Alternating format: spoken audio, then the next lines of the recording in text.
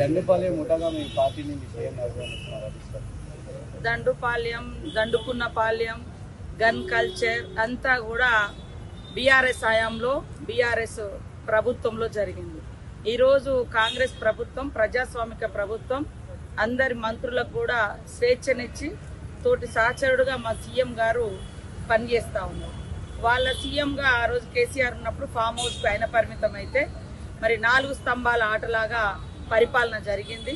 ఈరోజు gun culture అని అంటున్నారు. అయ్యా, అబద్ధాలు చెప్పడానికైనా కనీసం ఆలోచన ఉండాలి. ఈ రాష్ట్రంలో గన్ కల్చర్ తీసుకొచ్చిందే బీఆర్ఎస్ పార్టీ. ఆనాడు రియల్ ఎస్టేట్ వ్యాపారులు 2 గన్నులతో కాల్చుకొని ఇదే ఇబ్రహీంపట్నంలో 2 చనిపోవడం జరిగింది. దానికి కారణం మీ ప్రభుత్వంలో మీరు తీసుకొచ్చిన గన్ కల్చర్.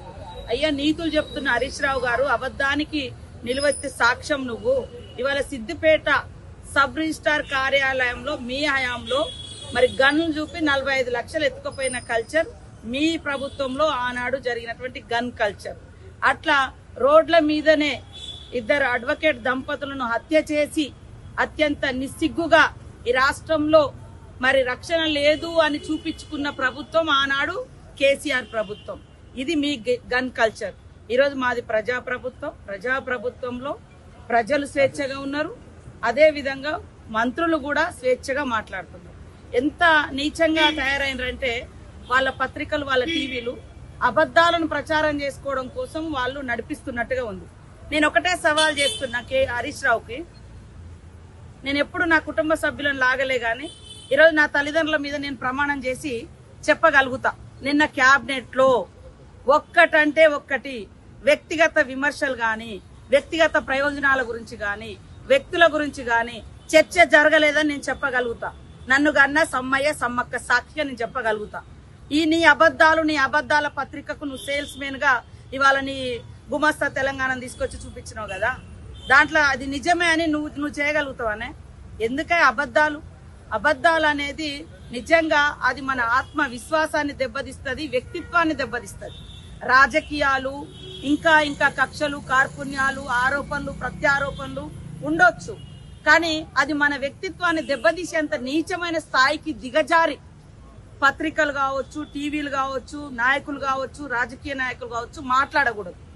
నిన్న నేను చెప్తున్నా కదా, మేము ఇండివిజువల్ గా ముఖ్యమంత్రి గారితో మాట్లాడుకున్న సందర్భంలో గాని, అదే విధంగా మన కేబినెట్ లో మాట్లాడుకున్న సందర్భంలో గాని ఎక్కడ కించిత్తు 1% కూడా ఏ పర్సన్ గురించి, ఏ వ్యక్తి గురించి చర్చ జరగలేదు.